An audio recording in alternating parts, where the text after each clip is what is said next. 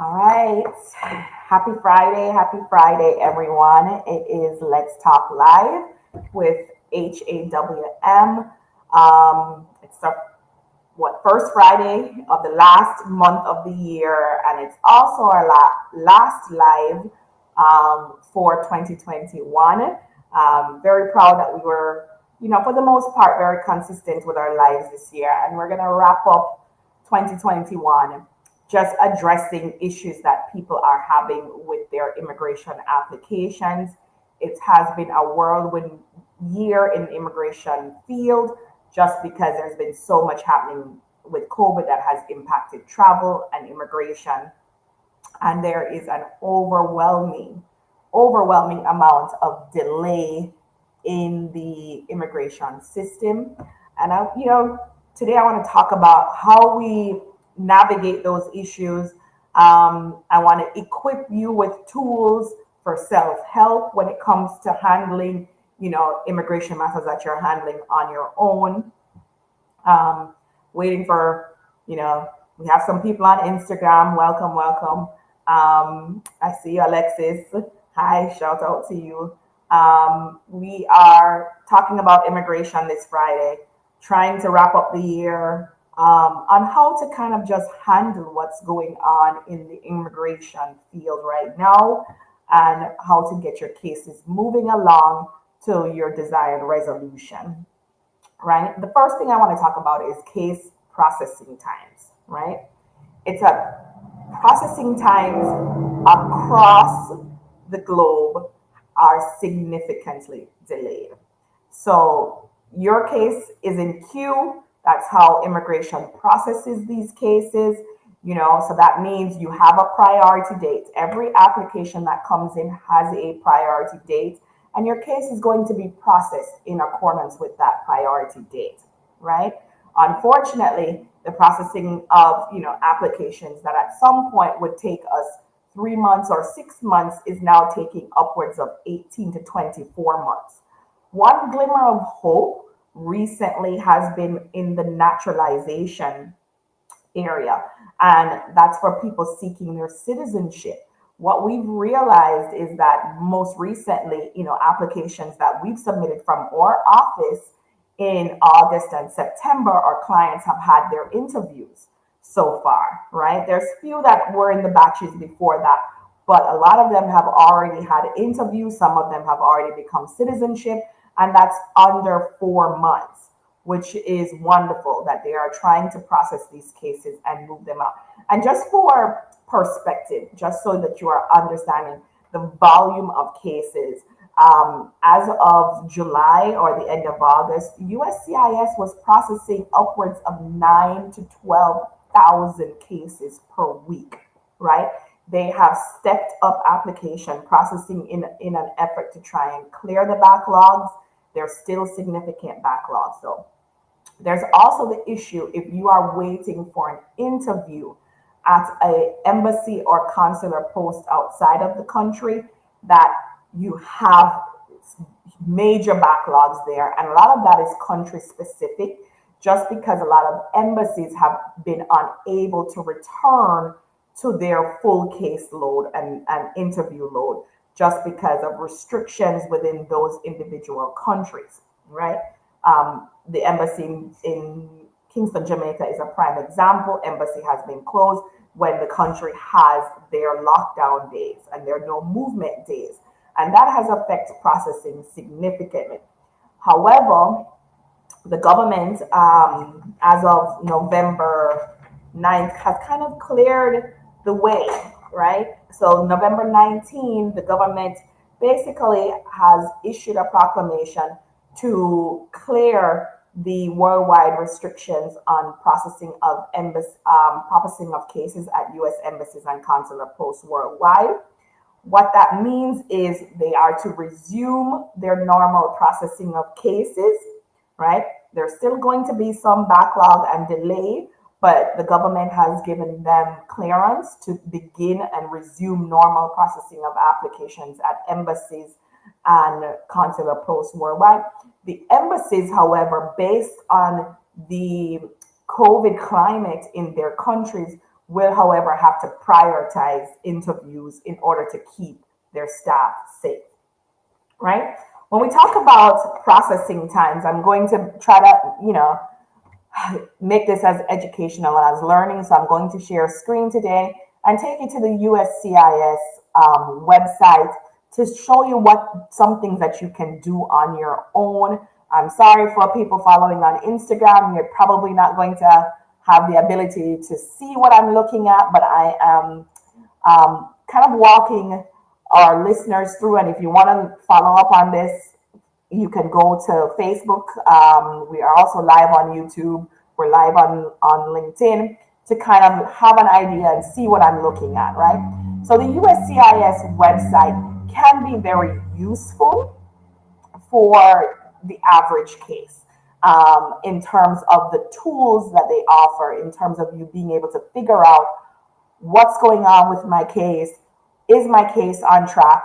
Is it delayed? Do I need to get some intervention or notify them that, hey, you guys can have forgotten about my case and I need some assistance because it's not working right? So the website is uscis.gov. This is what their home screen looks like, right? When you're on this home screen, you kind of want to jump over to the tab that says tools, because this really is where all the main tools that you as an individual with an immigration case would go to, and it's centralized and they're all on this one page, right? So one of the main things is to determine whether or not, what's my case status, right? What's going on? And this is where you'll go in, you will put in your receipt number, because every time you submit an application, USCIS will issue a receipt for that application, and it will have a receipt number on it as well as your priority date. And that is what's going to kind of gauge where you are in the processing times of the application, right? Also, another important aspect to look at on your receipt notice is which office is processing your case. And that could be found at the lower left corner of your receipt notice. It will tell you whether it's a National Benefits Center, whether your case is being processed through the Vermont Service Center, Potomac Service Center, California Service Center. That's going to be at the bottom left corner. And it's going to be important for you to determine exactly the processing times of the application based on that location. So in here, on the case status online, you would go put in whatever your case number is, whether it's an IOE number, and then it will start with 3 letters and then follow up with some numbers, right? You would put that information, check the status, and it will kind of tell you what is the last action that has taken place on your case, right? Once you have that information, then you can go down to check what is actually the processing times. Is my case processing normally, or is it outside of the normal processing time? So we'll click on that and we'll visit what processing times currently look like, right? For example, if you're filed a petition for a relative, it's an I-130 petition, and it's being processed, for example, at the Potomac Service Center. I picked a random service center here, okay? You can click on that, scroll down on the page, and what this is going to tell you is what the estimated processing time is for those applications, right? So, for example, if you are a U.S. citizen that has filed for a spouse or a child who's under 21, and this is a consular processing case, meaning that your spouse or your child is overseas, and you filed a standalone I-130. Right now, the time that they're taking to process these cases range anywhere from 12 and a half to 16 and a half months, right? So if your case has been pending for longer than that, you can then take some action. For example, they're allowing individuals with applications with a priority date. We talked about that. You'll find your priority date, right? Or your receive date on your application receipt notice.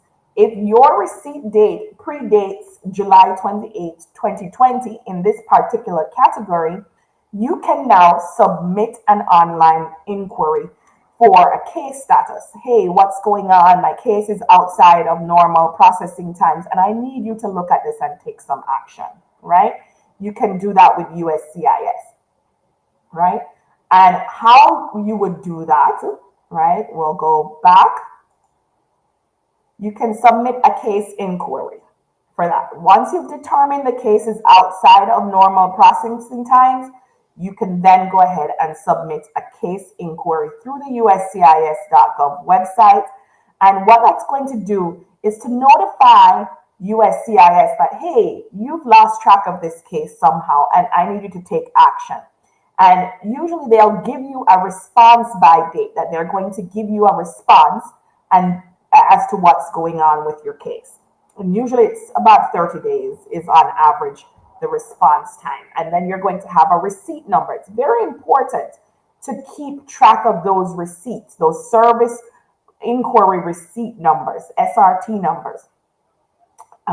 It could have other starting points, but it's usually an SRT number. But when you do that, you want to keep track of that because you want to create basically a timeline of all the efforts that you have made to move your immigration case forward, right? So you want to keep track of that. It's important because if your case becomes severely delayed, for example, for years and years, and you consider taking your case to federal litigation, it is very helpful when you can show, I've made 17 inquiries, I've not gotten a response, my case is still pending, and I need some action, because USCIS, as a government agency, has a duty to do their job, which you have paid them to do. And if they're not, and you've exhausted all your options on moving your case forward, there are recourses through federal court for that, right? So let's look at some of the other tools that are available on the website.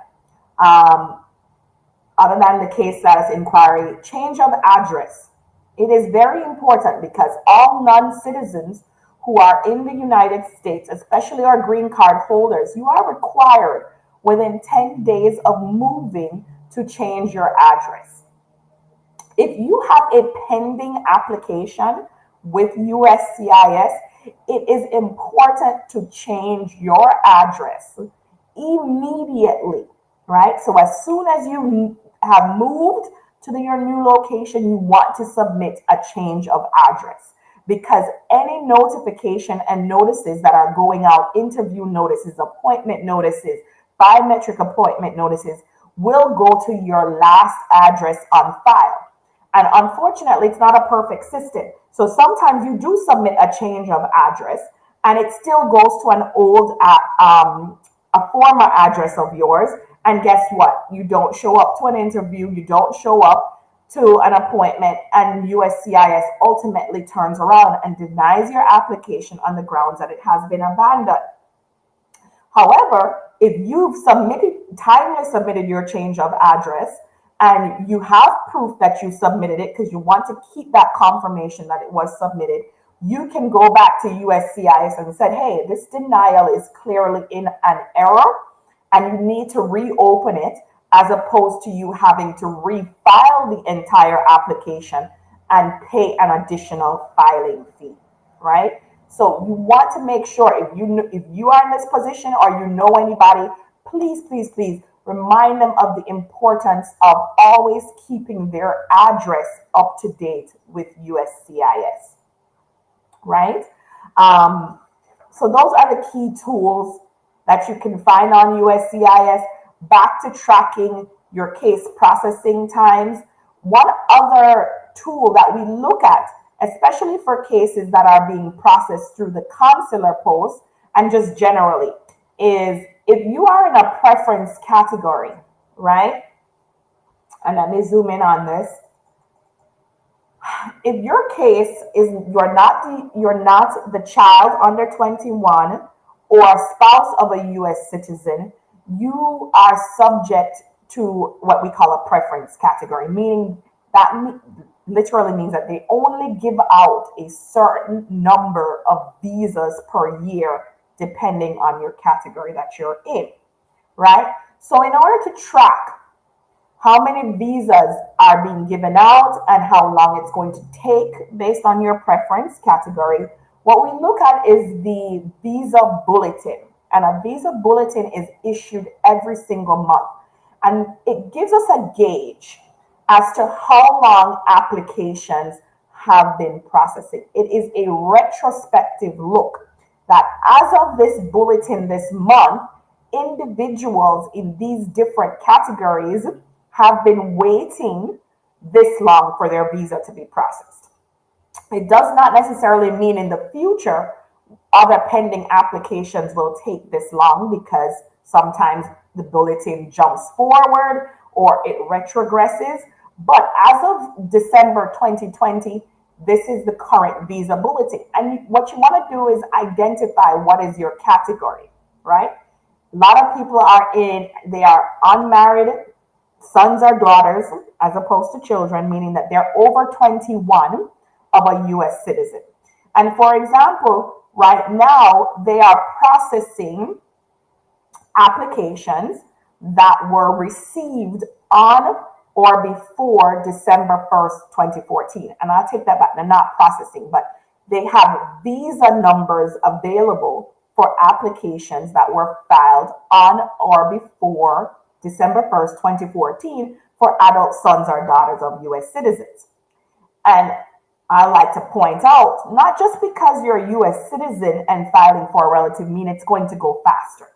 For example, the same unmarried adult child of a permanent resident, they are processing or have visas available for applications filed on or before September 22nd, 2015.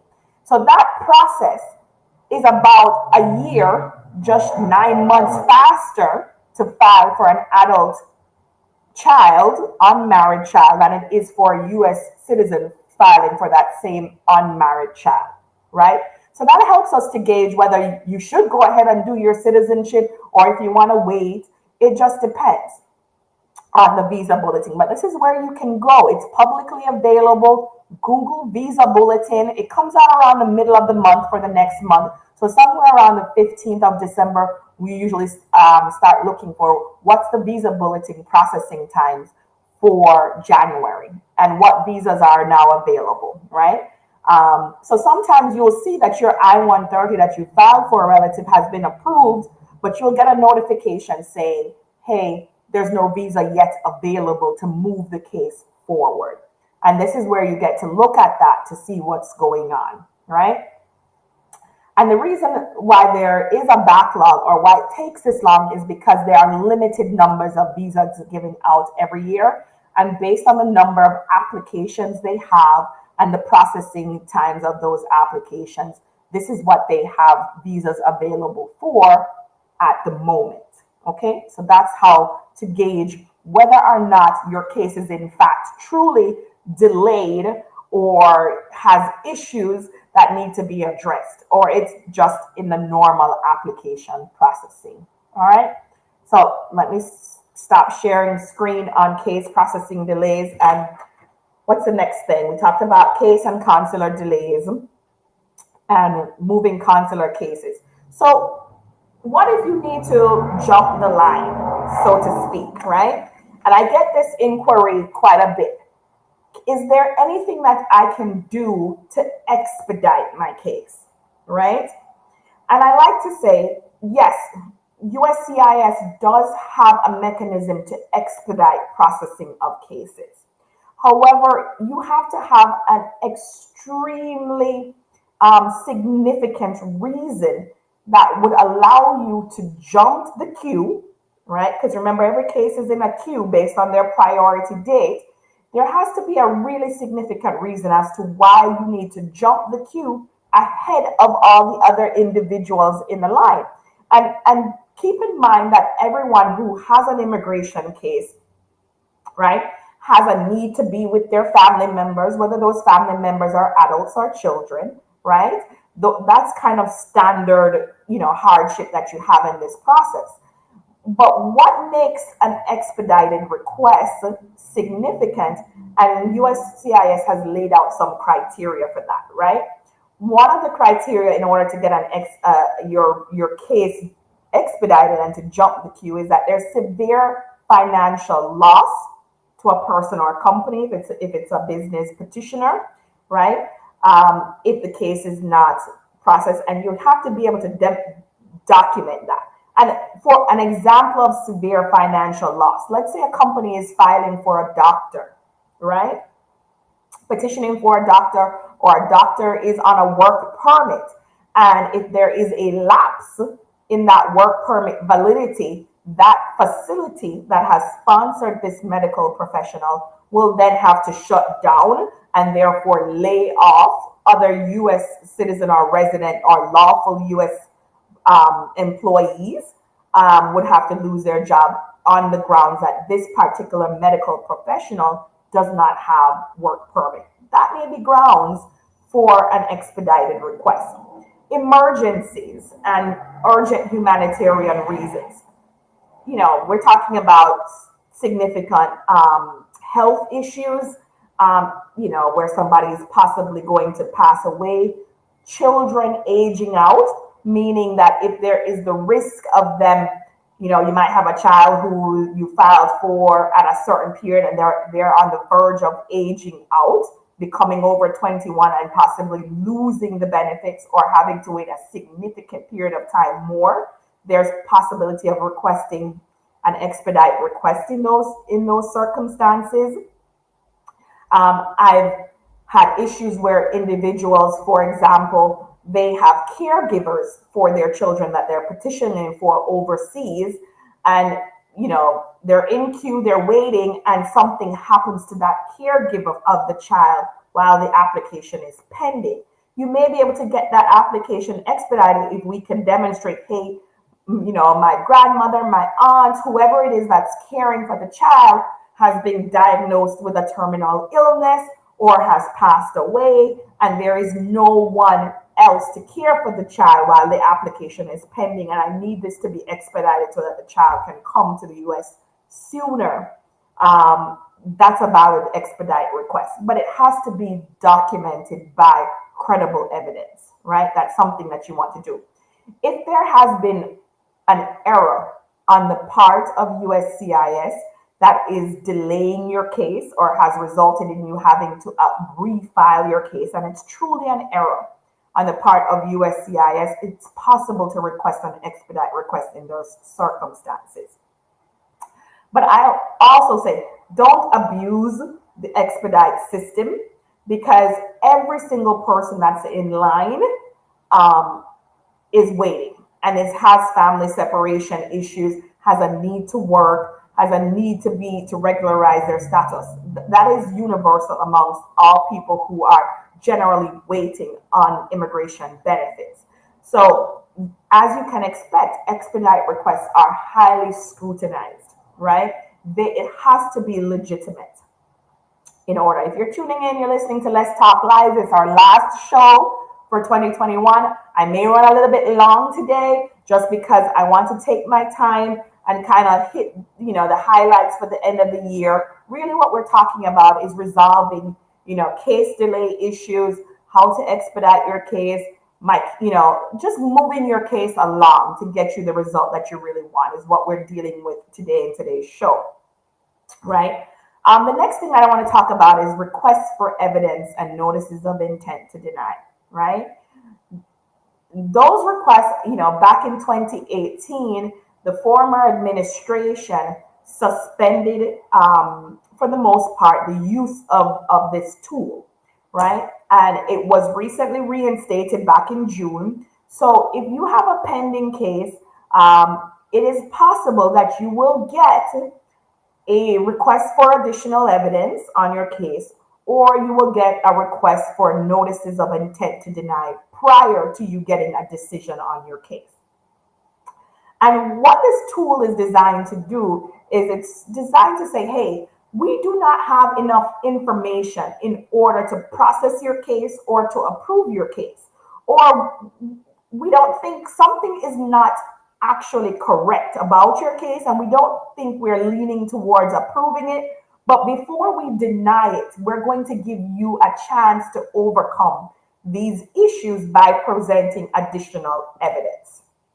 The first thing that you have to do when you get a request for evidence or notice of intent to deny is to thoroughly read it, right? I can't tell you how many people call me and be like, hey, I got this letter, it needs more things. And I'm like, okay, so tell me what it says. What do they need from you? They haven't read it. And I appreciate that it can be overwhelming, it can be a tedious process, but you as the individual, before you cry, woe is me, and all of these issues, you want to read it. Read what's in there.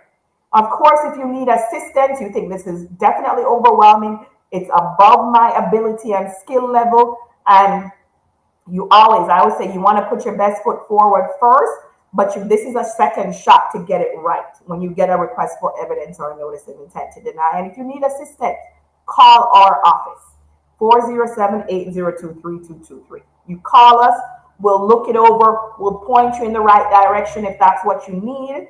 If you need us to jump in on the case, take it over, that is what we're here for, right? But the most critical thing is to read it. A lot of times you can be successful with your case if you carefully address the issues that go towards the essence of the request for evidence and notice of intent to deny. And usually I like to treat them as if this is my opportunity to give them everything, the baby, the bath water, the soap, the sink. I'm putting it all in there, right? To give the immigration officer no reason to deny the case, right? A lot of times there's some technical issues, right, that you run into with notices of intent to deny and requests for evidence that we may not be able to overcome in a timely fashion, right? And therefore, it's going to take us some more time than the response deadline, and we'll discuss those issues about how we move forward and possibly reapply.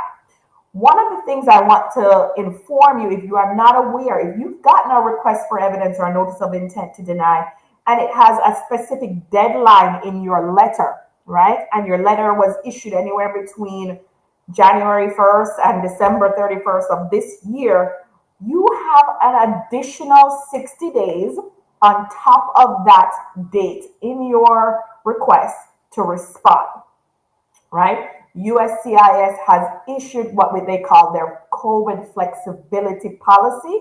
And what that policy says, they will consider any response that was received with at least 60 days, within 60 days from the date in your notice, right? So when you look at your notice, you typically will have an additional 60 days to respond to the request for evidence. So there's no excuse. So for the most part, for most cases, you're getting 87 days plus an additional 60 days. On average, 147 days to respond. And that's more than enough time to come up with a proper response to that request and to overcome any issues. All right, I don't want to make the show too long. So one of the last pressing issues for 2021 that we need to discuss is the COVID-19 travel requirements and update and what you need to know about that, okay? So as of November 8th of 2021, so as of last month, there's new COVID travel requirements for entry into the United States, right? What the new requirements basically says is that if you are a non-citizen, right, or an immigrant, non-immigrant is the proper term, non-immigrant, you're entering the United States using, for example, a tourist visa, right? You are now required to be vaccinated, right? So what does fully vaccinated mean? Fully vaccinated means that you have gotten one or two, whatever is the required dosage of a vaccine that is approved or authorized by the Food and Drug Administration or the World Health Organization. So what are those vaccines that are currently approved for visitors to the United States? We have the Johnson & Johnson vaccine, or Janssen, which is a single dose vaccine.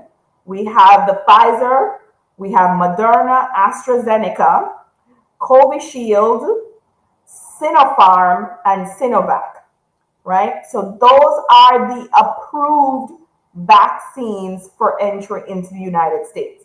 And if you are a non-immigrant, right, you're not coming in as a permanent resident, you're not a US citizen, you are required to be fully vaccinated, right? So the next question that I typically get is, what proof do they need of the vaccination? What is the proof? So you have either digital proof, and there are some countries that have a digital vaccination scheme or proof of vaccination scheme, such as people who are traveling from the UK. There is a UK NHS COVID pass or the European Union digital COVID certificate, right? So those individuals will need to have their verifiable digital proof or of their COVID-19 vaccination. Non-verifiable records of vaccine is or in the US, right? And in other nations, they have it on paper record, right? If your country has a system or a registry that's issued by your Department of Health or your health ministry, and it's something that you can print off, that is what you should be presenting to the airline, right? As proof of your vaccination. So there are exceptions, right? So it's not hard and fast. So there are exceptions as to who has to be vaccinated to come into the United States. So I'm trying to go as slowly as possible on this, right? The exceptions are US citizens and permanent residents. You do not have to have proof of full vaccinations in order to enter the United States. Currently, children under 18 do not have to be vaccinated to enter the United States, right? If you are coming from a country where less than 10% of your population is vaccinated, right, you are not going to be required to show proof of vaccination because your vaccination scheme is just too low, and that's probably too much of a burden, right? And that's not just going to be you coming to, well, there's less than 10% of people vaccinated in this country, so we don't have to do it. That is not how it will work, right? It has to be verified. You know, your country puts out their data on the vaccination, and the US government will say, yes, that's approvable, and the airlines will have that information. If you have health conditions and you've been recommended by your healthcare physician to not be vaccinated, right? You do not have to have a vaccine to enter the United States. So how do you do that? You need to get a letter from your licensed healthcare provider or public health official stating that you are not necessarily exempted, but you're excused from the vaccine because of your underlying health issues that present some kind of contraindication with the vaccine, right? So you have health issues or you have allergies. People can be allergic to it and therefore cannot be vaccinated, right? So you need to know that as well. If you are a member of the armed forces or you are the spouse or child of a member of the armed forces, you are not required to be vaccinated. Okay? So that's part one of the travel restrictions is vaccination requirements. Part two deals with COVID testing and quarantine. All right? So regardless of your immigration status, if you're traveling to the United States and you are unvaccinated, you must present a negative COVID test within 1 day of your travel, right? So within 24 hours of traveling to the United States, you must present a negative COVID test. In addition to that, right, if you are unvaccinated, you must be tested within 3 to 5 days after your arrival into the United States. Keep in mind that only certain individuals who are unvaccinated can travel to the United States, right? You have to be in one of those groups that will be authorized entry, which is what we talked about before, right? Also, you must quarantine for 7 days, right? If you have a positive test, you will have to self isolate if you are unvaccinated, right? And that's if you're vaccinated as well. That is a recommendation. The only exception to that is going to be individuals who can prove that within 90 days of entry, the 90 days prior to their entry in the United States, they have recovered from COVID 19. And if you have recently recovered from COVID 19 within the past 90 days, you have to present a letter from your licensed healthcare official regarding your status. Okay? If you are vaccinated, this is for all vaccinated travelers coming into the United States, you must present a negative COVID 19 test within 3 days of travel. Test must be taken within 3 days prior to your travel to the United States. So if you're unvaccinated, you have 72 hours to take the test prior to entry. If you're vaccinated, if you're unvaccinated, you have 24 hours, right? And must follow restrictions after you enter. So that is the current COVID 19 travel guidance as of November 2021, right?